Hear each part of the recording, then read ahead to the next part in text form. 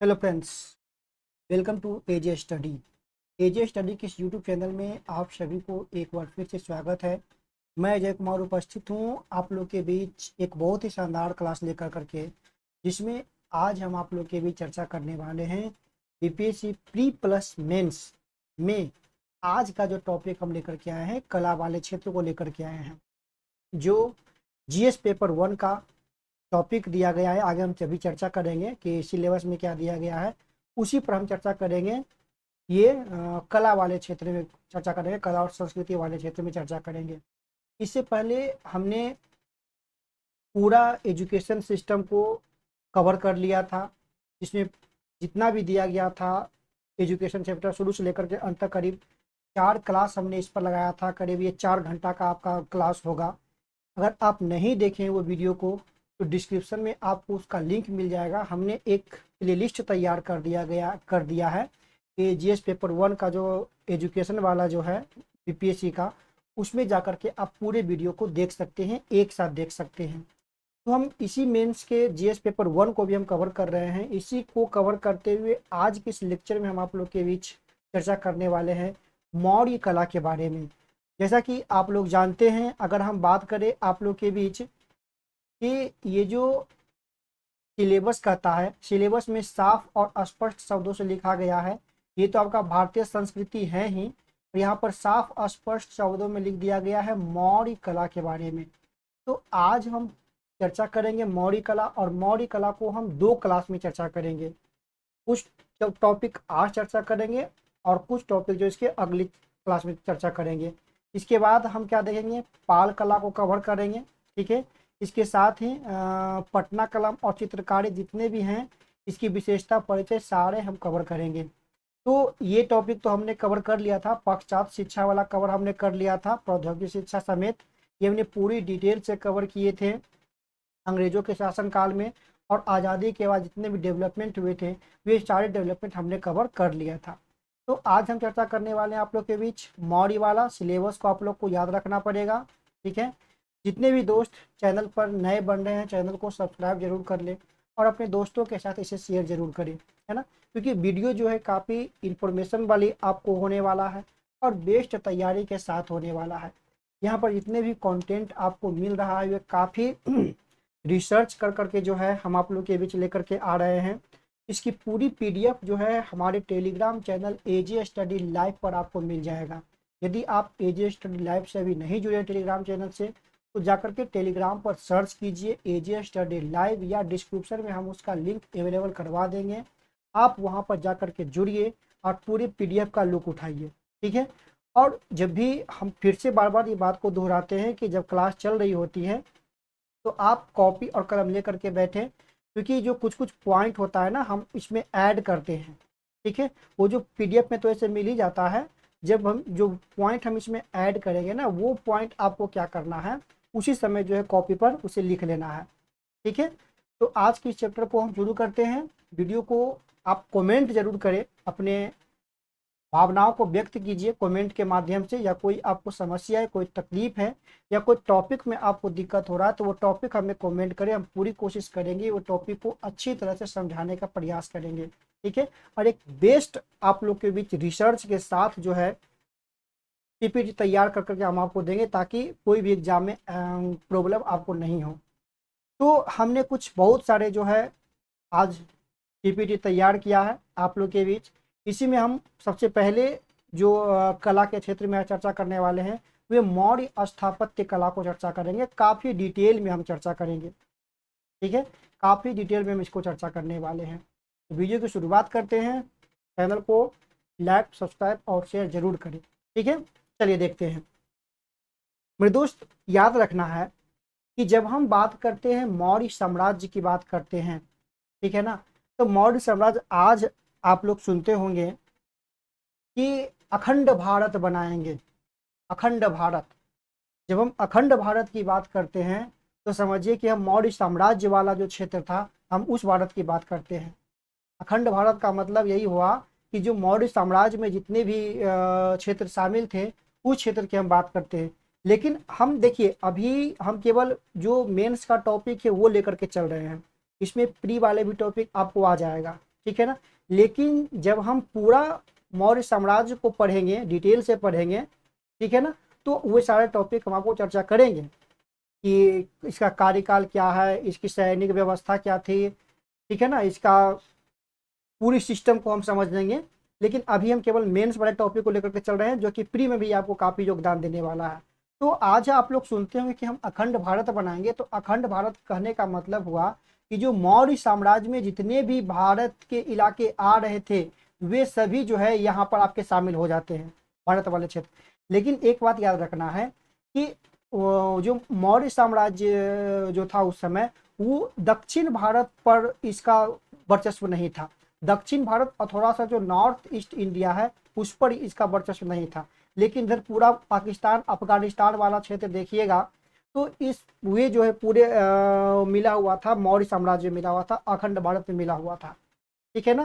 तो ये बात यहाँ पर है। तो ये आपको याद रखना है, क्योंकि ये एक पहला साम्राज्य था, मगध साम्राज्य या मौर्यकालीन साम्राज्य एक पहला साम्राज्य था जो इतने बड़े विस्तृत क्षेत्र में जो है भारत को बांध करके एकजुट किया था, है ना। भारत को बांध करके जो है ये एकजुट किया था। ये पूरा एक भारतीय उपमहाद्वीप जिसको हम कहते हैं, इसमें आपका बांग्लादेश हो गया, नेपाल हो गया, भूटान हो गया, ठीक है, और आपका पाकिस्तान, अफगानिस्तान, ये आपका जो भारतीय उपमहाद्वीप में आता है ना, ये सारा इसमें ये आपका शामिल था। तो जब हम बात करते हैं कि हम अखंड भारत बनाएंगे, तो इन्हीं जो था मौर्यकालीन का जो भारत था वही उसी को हम लेकर के चलते हैं। लेकिन यहाँ पर याद रखना है, इसमें जो अभी आप साउथ इंडिया देख रहे हैं वो आपको उस समय नहीं देखने को मिलेगा। अब थोड़ा सा नॉर्थ ईस्ट वाला जो पार्ट था वो आपको देखने को नहीं मिलेगा। जब हम इस पर चर्चा करेंगे तो काफ़ी विस्तार से चर्चा करेंगे। अभी हम देख लेते हैं कि इसके मुख्य पहलू क्या है, हमारे जो कला की जो दृष्टि से जो यहाँ पर दिया गया है स्थापत्य कला के बारे में, उस पर क्या इसकी विचार है, क्या इसकी पहलू है। अगर हम थोड़ा सा एक स्लाइड हम यहाँ पर ऐड करेंगे आप लोग को समझाने के लिए, एक स्लाइड ऐड कर लेते हैं, ठीक है। आशा करता है कि आप लोगों को दिख रहा होगा। देखिए, अगर हम बात कर लेते हैं कि मौर्यकालीन कला की बात करते हैं, तो कला को देखो हम यहाँ में बांटेंगे। ये जो कला है ना, वो कला को हम बांट करके देखेंगे। कैसे बांटेंगे, तो दो भागों में हम कला को बांट करके देखेंगे। इसके दो भागों में हम कला को बांट करके देखेंगे। पहला जो भाग आपका हो जाएगा वो आपका राजकीय हो जाएगा और या दरबारी कला। पहला आपका हो जाएगा राजकीय या दरबारी कला, ठीक है। और दूसरा आपका हो जाएगा लोक कला, ठीक है ना, लोक कला। दूसरा आपका हो जाएगा लोक कला हो जाएगा। अगर हम बात करें राजकीय या दरबारी कला की बात करें, तो इसमें हम तीन रूपों में बांट करके देखेंगे। एक तो हम देखेंगे यहाँ पर जो चंद्रगुप्त मौर्य का जो स्थापत्य था उसको देखेंगे, चंद्रगुप्त मौर्य वाला, चंद्रगुप्त मौर्य, ठीक है। एक हम देखेंगे अशोक वाला, एक मिनट,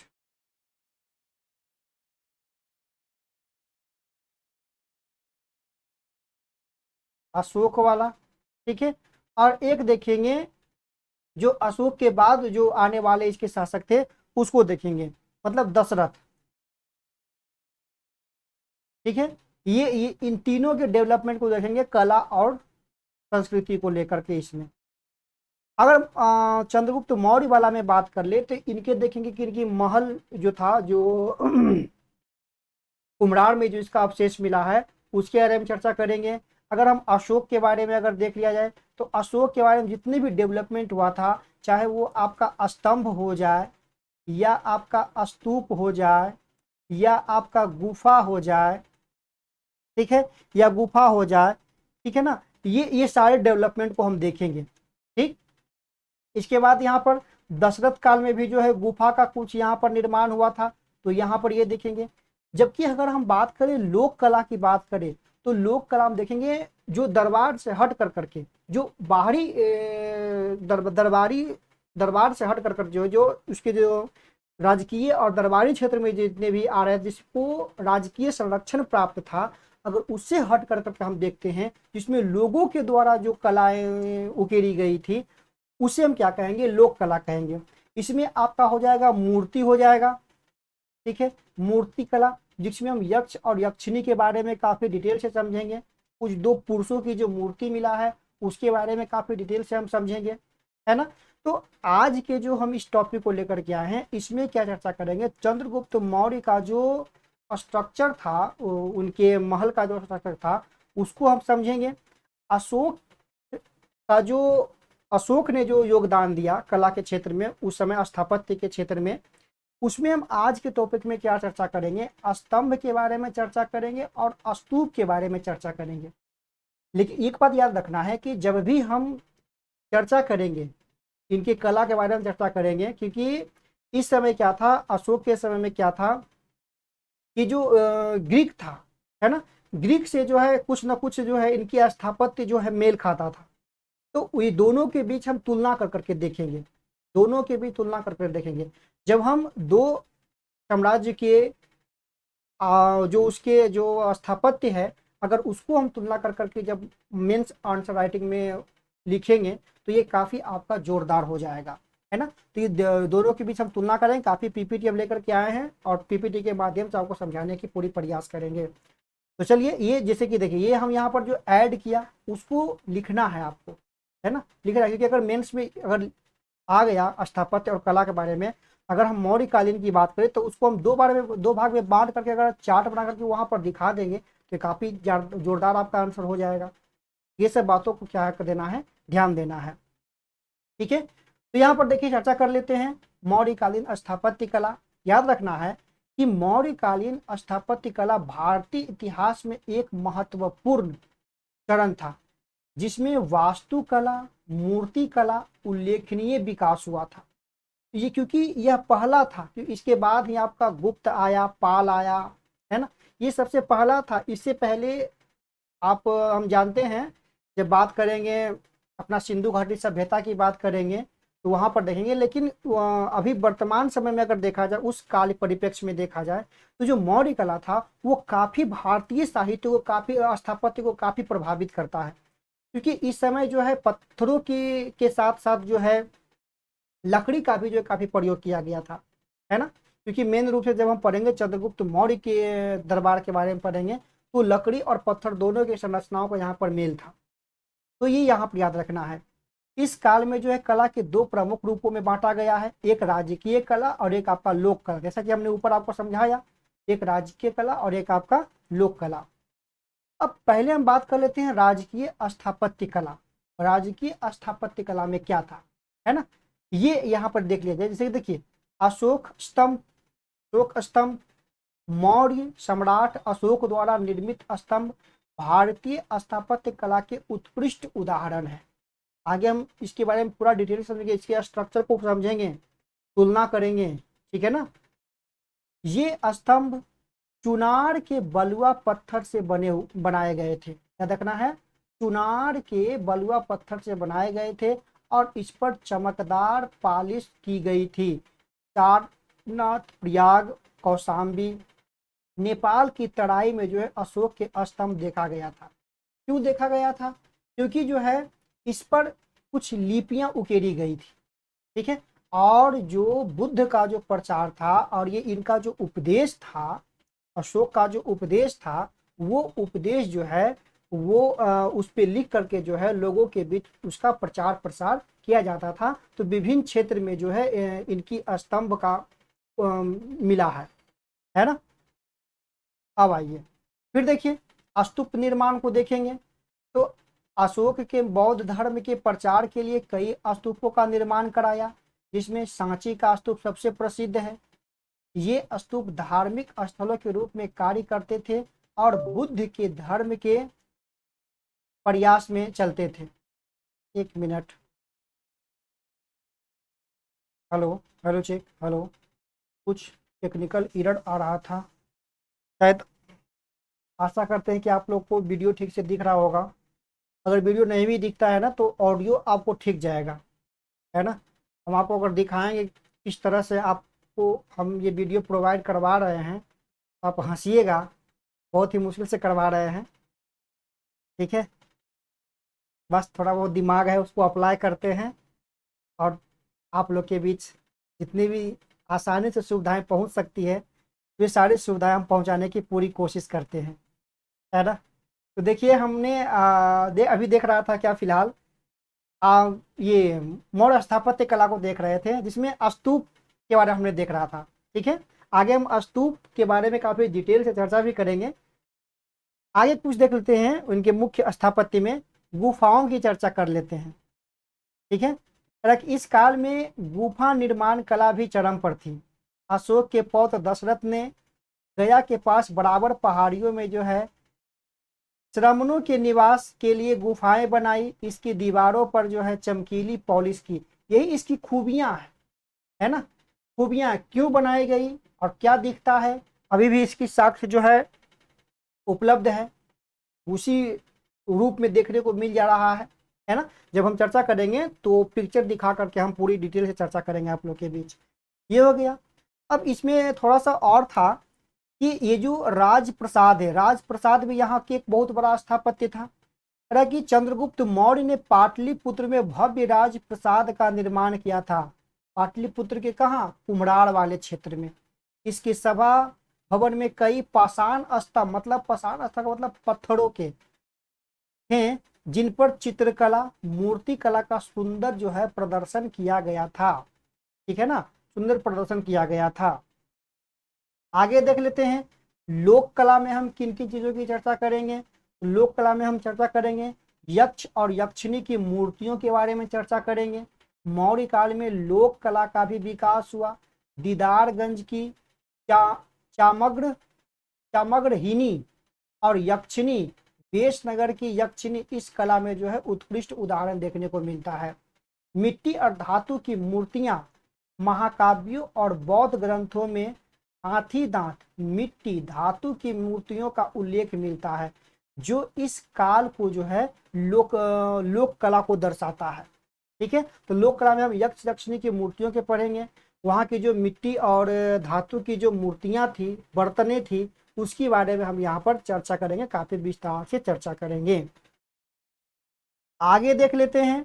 आगे अब हम टॉपिक बाय टॉपिक चर्चा करेंगे, जितने भी हमने ऊपर देखा टॉपिक पॉइंट को, उस पॉइंट को अब हम काफी डिटेल से चर्चा करेंगे।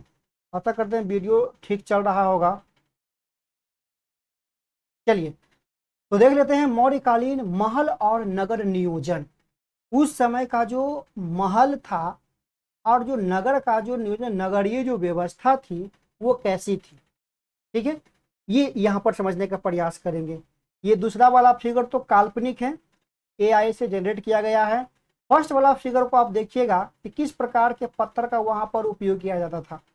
मैक्सिमम जो पत्थर होते थे ना वो एकास्मक रूप से पत्थर होते थे, मतलब एक ही पत्थर को जो है काट कर करके जो है पिलर बनाया जाता था। ठीक है, और इसकी सबसे बड़ी खूबी थी है चमकदार, पॉलिशदार, मतलब इसमें एक विशेष प्रकार की चमक होती थी, है ना, चिकनाहट होती थी। ये सबसे इसकी महत्वपूर्ण विशेषताएं हो जाती है। यहाँ पर देखिए कहा गया है कि मौर्यकालीन महल नगर नियोजन भारतीय स्थापत्य कला के महत्वपूर्ण पहलू थे, जो इस काल की प्रशासनिक और सामाजिक संरचना को दर्शाती है।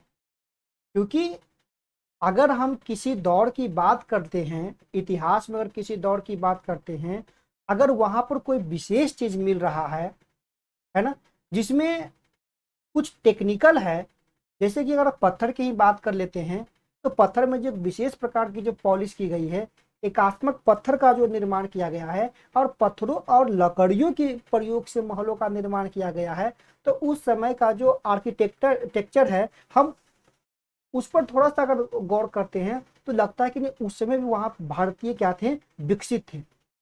ये सब मामले में जो है काफी विकसित थे। तो यही बोला गया है कि ये जब जितना भी खुदाई से जो भी सामान मिलती, सामग्रियां मिलती है, इससे हम यह अंदाज लगाते हैं कि वहां का जो कला व्यवस्था था, ठीक है, सामाजिक संरचनाएं थी, नगरीय जो व्यवस्था था, वो काफी यहाँ पर विकसित हुआ करते होंगे। अब देखिए इसकी अगर महल की बात कर लेते हैं तो महल क्या था, पाटलिपुत्र का राजप्रसाद इसको कहा जाता था। चंद्रगुप्त मौर्य ने पाटलिपुत्र में एक भव्य राजप्रसाद का निर्माण किया था। यह महल लकड़ी और पत्थरों से बनी थी, है ना। ये जो महल था वो लकड़ी और पत्थरों से बना हुआ था और इसकी भव्यता की तुलना फारस, याद रखना है, तुलना एकदम याद रखना है, मुख्य क्रक्स आपका हो जाएगा आंसर राइटिंग के लिए। तुलना किससे तुलना की जा रही है? फारस और ग्रीस के महलों से की जाती थी। ठीक है, फारस और ग्रीस के महलों से की जाती है। इनकी तुलना जो चंद्रगुप्त मौर्य के जो पाटलिपुत्र के ये कुम्हरार में जो देखने को मिला, ठीक है, इसकी तुलना फारस और ग्रीक के जो महल है उससे की जाती है। कुम्हरार में की गई खुदाई से इस महल के सभा भवन के अवशेष मिले हैं, जिसमें 40 पाषाण स्तंभों को देखा गया है। ये जो आप पाषाण देख रहे हैं ना, पत्थर देख रहे हैं ना, ये वही का फोटो है, फिगर है। ठीक है, ये वही का फिगर है। अब है अशोक के महल। सम्राट अशोक ने भी अपने शासनकाल में कई महलों का निर्माण कराया। इन महलों में बौद्ध धर्म के प्रभाव को देखा जा सकता है और इसमें स्तंभों तथा नक्काशीकार दीवारों का प्रयोग किया गया है। आगे देख लेते हैं कुछ पॉइंट। नगर नियोजन की व्यवस्था देख लेते हैं। आज की जो नगर नियोजन आप देखते हैं, ठीक है, उस समय की नगर नियोजन के बीच अगर तुलना करते हैं तो कुछ न कुछ समानताएं तो आपको देखने को मिलेगी, क्योंकि वहां पर भी जो है नालियों का एक सही निकास था। जो सामाजिक जो स्ट्रक्चर था, घर का जो स्ट्रक्चर था, एक सही निर्देश दिशा निर्देश में बनाया गया था। आज भी देखते हैं कि जो गलियां हैं एक दूसरे को समकोण पर काटती है, इसके अगल बगल जो है आपका गांव बसाया घर बना हुआ है ना। उस समय भी ये आपको देखने को वहां पर मिल रहा था। ये तो आपका जो सिंधु घाटी सभ्यता है, उस सभ्यता से ही देखने को ये सब व्यवस्था देखने को मिल रहा था भारतीय में। तो यहाँ पर यही बोला गया है कि पाटलिपुत्र की नगर योजना, पाटलिपुत्र मौर्यकालीन नगर योजना का उत्कृष्ट उदाहरण है। यह नगर गंगा नदी और सोन नदी के संगम पर स्थित है। क्या रखना है, यह कहाँ है? ये गंगा नदी, ठीक है, और इधर से जो आपका सोन नदी आ रहा है, यहाँ पर सोन नदी मिल रहा है गंगा नदी में। ये जो इलाका है पूरा पाटलिपुत्रा का इलाका है, जो ऊपर पटना है, ये पाटलिपुत्रा का इलाका है। मतलब यहाँ पर जो है ये आपको देखने को मिल रहा है। और ये वाला जो एरिया है, राजगीर वाला जो एरिया है, ठीक है, ये आपकी पहाड़ी एरिया है। क्योंकि उस समय जितने भी नगरों का निर्माण किया गया था, क्योंकि जो मेन नगर है, जैसे कि जो राज दरबार है, जो सम्राट का जो राज दरबार है, वो सुरक्षा की दृष्टि से नदियों के बीच में, पहाड़ियों के बीच में मतलब बनाया जाता था। यहाँ पर देखिए कितना बड़ा मतलब इनको मिल रहा था कि इसे तो दो ओर से ये नदियों से घिरा हुआ है, गंगा नदी और ये आपका सोन नदी, और एक और जो है ये आपका राजगीर के पहाड़ी, रोहतास की पहाड़ी, ये सबसे आपका यहाँ पर घिरा हुआ है। ठीक है, और बीच में जो है ये बसा हुआ है पाटलिपुत्रा, है ना। तो नगर नियोजन देखिए, उस समय का सोच देखिए किस ढंग से बनाया गया था, किस उद्देश्य से बनाया गया था। सुरक्षा के भी उद्देश्य से बनाया गया था, यही बात है। इसमें से एक प्राकृतिक सुरक्षा प्राप्त थी, है ना, यही यहाँ पर है, प्राकृतिक सुरक्षा उसे प्राप्त था। नगरों को जो है प्राकृतिक सुरक्षा प्राप्त था। नगर की सड़कों को समकोण पर व्यवस्थित किया गया था, जिससे यातायात सुगम हो सके। नगरों की जो सड़कें थी वो समकोण पर बनाया गया था, जिससे यातायात की सुविधाएं सही रूप से हो सके। नगर की सुरक्षा व्यवस्था, नगर चारों ओर से किलेबंदी से घिरा हुआ था। इसमें विशाल द्वार, प्रहरी चौकियां जो नगर की सुरक्षा की जो है सुनिश्चित करते थे। जल निकासी प्रणाली काफी इंपोर्टेंट है। नगर में उक्त जल निकासी प्रणाली थी, इसमें भूमिगत नालियां बनाई गई थी। यह प्रणाली सिंधु घाटी सभ्यता के नगर योजना से प्रेरित थी। आज भी है, आज भी, क्योंकि हम सबका जो उद्भव हुआ है वो उसी इतिहास से उद्भव हुआ है, तो कुछ ना कुछ तो पीढ़ी दर पीढ़ी गुण तो आएगा ही। आज भी देखिए नाली का स्ट्रक्चर, जमीन के अंदर सड़कों को समकोण पर काटना, जो घर बनाया जाता है वो सुरक्षा की दृष्टि से बनाया जाता है। अभी अभी ये देखा जाता है कि सारा सुख सुविधा उपलब्ध है कि नहीं, उस एरिया में घर बनाया जाता है। ठीक है, व्यापारिक केंद्र, पाटलिपुत्र व्यापार और प्रशासन का केंद्र था, जहां विभिन्न बाजार, व्यापारिक स्थल जो नगर की आर्थिक समृद्धि को दर्शाता है। ये सब मुख्य मुख्य बातें हैं, आपको इन सब बातों पर जो है ध्यान देना होगा ठीक ढंग से।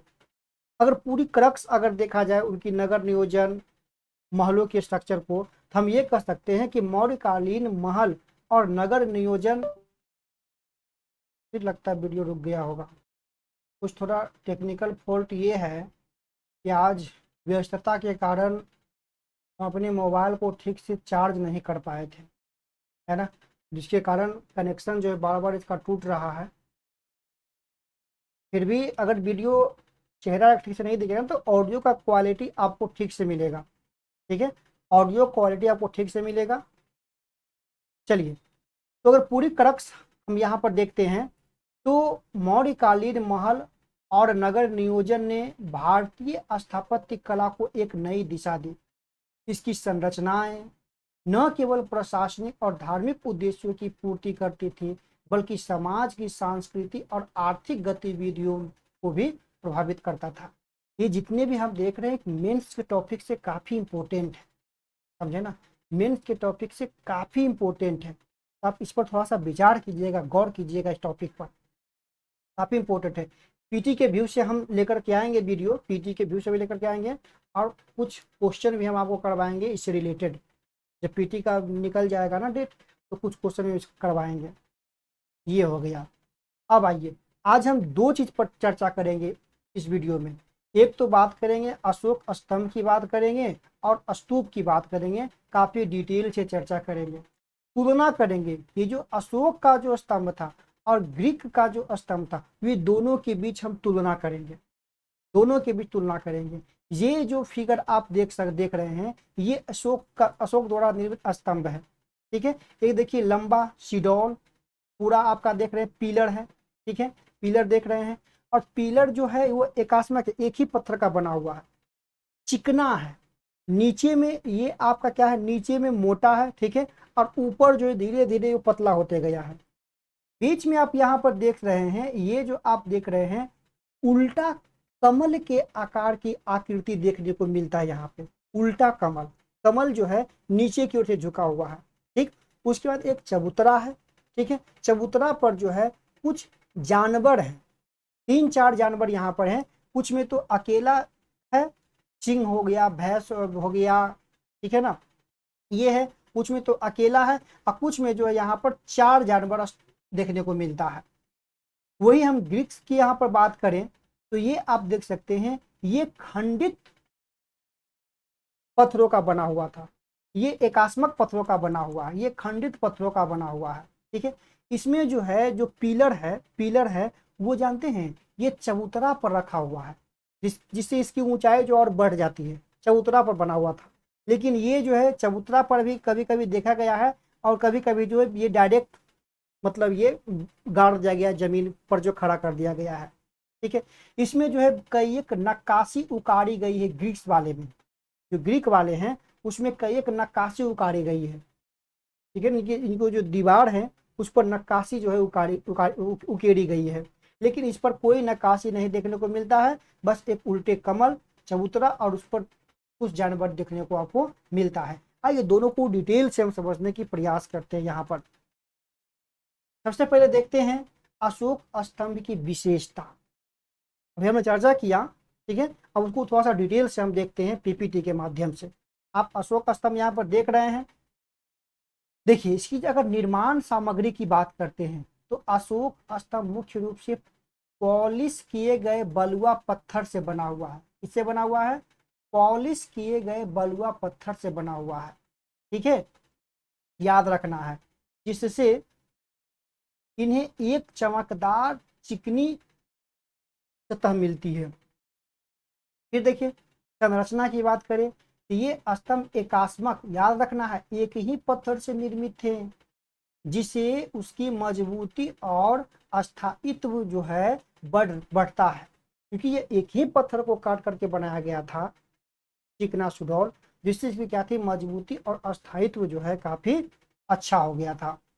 फिर है धार्मिक और राजकीय उद्देश्य, अशोक स्तंभ पर धर्मावदेश अंकित थे। आप देख सकते हैं, हम आपको दिखाते हैं, हम शायद पिक्चर लाए हैं इसका, आप देख सकते हैं, ये शायद प्राकृतिक भाषा में धर्मापदेश जो है यहाँ पर उकेरी गई थी इन पत्थरों पर, क्योंकि बुद्ध के प्रचार में वो लग गए थे, कलिंग युद्ध के बाद पूरी तरह से उसमें लग गए थे, अदर कंट्री में भी जो है प्रचार करने के लिए भेजे थे। इसके बारे में हम चर्चा करेंगे।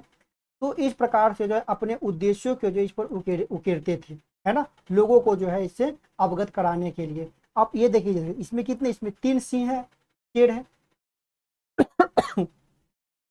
एक मिनट।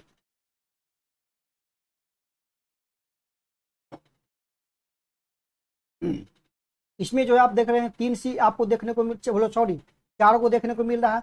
3 इधर है देख रहा है, और एक आपका पीछे हो जाएगा, ठीक है ना, ये आपका है। तो यही बोला गया था क्या चीज, इस पर जो है धर्मावदेश अंकित है, जो बौद्ध धर्म के प्रचार और प्रशासनिक संदेह को जो है संप्रेषित करने में के लिए बनाया गया था। शीर्ष भाग, स्तंभों के शीर्ष पर सिंह, बैल, हाथी, घोड़े की मूर्तियां थी, जो शक्ति और धर्म के प्रतीक थे। सारनाथ का 4 सिंह स्तंभ जो है भारत के राष्ट्रीय प्रतीक है। यहाँ पर जो आप देखे ना शिवाला, इसमें 4 जानवर हैं, सिंह है, बैल है, हाथी है और घोड़ा है। ये चारों जानवरों के नाम आपको याद रखना है, सिंह, बैल, हाथी, घोड़ा, जो कि शक्ति और धर्म के यहाँ पर प्रतीक थे। स्थापना, ये स्तंभ जो है भूमि पर सीधे खड़े हैं, किए गए थे, बिना किसी आधार या चौकी पर। डायरेक्ट इसे जो है नीचे खड़ा गया था, इसमें किसी प्रकार की आधार या चौकी या चबूतरा जो है नहीं था। एक मिनट, ये आपका हो गया। आगे देखिए, अब हम देख लेते हैं जो ग्रीस वाला स्तंभ है, वे ग्रीस वाले स्तंभ की थोड़ा सा हम तुलना कर लेते हैं। इसकी अगर निर्माण सामग्री की बात करते हैं तो ये संगमरमर और चूना पत्थर से बनाए गए थे, जिससे वे अधिक सजावटी और टिकाऊ होते थे। ठीक है। संरचना, ग्रीस स्तंभ जो है खंडित होते थे, जैसा कि हमने ऊपर बताया खंडित होते हैं, यानी कई गोलाकार टुकड़ों को जोड़ करके बनाए गए थे, जिससे जो इसकी ऊंचाई बढ़ाई जा सकती थी। आर्किटेक्चर शैली, ग्रीस स्तंभों को डोरिक, आयोनिक और कोरिन्थियन 3 प्रमुख शैलियों में वर्गीकृत किया गया है, जिसमें से प्रत्येक की अपनी विशिष्ट सजावट होती थी। शीर्ष भाग, ग्रीस स्तंभों के शीर्ष भाग जटिल नक्काशी पत्तियों के डिजाइन होते थे, जो सौंदर्य शास्त्रीय दृश्य को जो है आकर्षित करते थे। ठीक है। स्थापत्य, ग्रीस स्तंभों को, हेलो हेलो चेक, आवाज आ रही होगी, लगता है प्रॉब्लम पर प्रॉब्लम आ रहा है। तो ये देख लेते हैं, क्योंकि ये आधार पर यह स्थापित था, जो कि मौर्य वाला वो नहीं था, अशोक वाला। दोनों के बीच एक चार्ट के माध्यम से आप तुलना कर लीजिएगा। तो ये देखिए, इसे देखिए, अशोक के निर्माण सामग्री की बात करें तो पॉलिश किए हुए बलुआ पत्थर, ठीक है। ग्रीक स्तंभ की अगर बात करें तो संगमरमर या चूना पत्थर। संरचना, एकात्मक पत्थर, ये खंडित यानी टुकड़ों में था। उद्देश्य क्या था, धार्मिक, प्रशासनिक, ये स्थापत्य और सौंदर्य शास्त्र था। शीर्ष भाग, सिंह, बैल, हाथी, घोड़े की मूर्तियां थी, जटिल नक्काशी और पत्तियों का डिजाइन। स्थापत्य की बात करें तो सीधे भूमि पर खड़ा था, ये चौकी और आधार पर खड़ा था। ठीक है। अगर इसकी पूरी तरह से देखें, लास्ट में अगर जो लिखना होगा, क्या लिखेंगे कि अशोक स्तंभ का मुख्य उद्देश्य था धार्मिक, प्रशासनिक स्तंभों को फैलाना, जबकि ग्रीक स्तंभों का उद्देश्य था भव्य भवनों और मंदिरों का शोभा बढ़ाने के लिए किया गया था। दोनों स्थापत्य शैलियां अपने समय की जो है उत्कृष्ट कारीगरी को दर्शाता है, जो आज भी ऐतिहासिक महत्व देखने को मिलता है। लगता है मैं वीडियो शायद रोकना पड़ेगा यहाँ यहीं पे। आज की वीडियो हम यहीं तक रहने देते हैं, कल वाले लेक्चर में हम इसको पूरा कंप्लीट करेंगे, क्योंकि बार बार इशू आ रहा है। तो आज के लिए इतना ही रहने देते हैं। जो वो है ना स्तूप वाला, स्तूप वाले कल के लेक्चर में देखेंगे, कल 2 पॉइंट को वहां पर खींच देंगे, स्तूप और मूर्ति कला। ठीक है। रहने देते हैं आज के लिए इतना ही, मिलते हैं आप लोग के बीच अगली वीडियो में। चैनल पर जो नए होते हैं चैनल को लाइक, सब्सक्राइब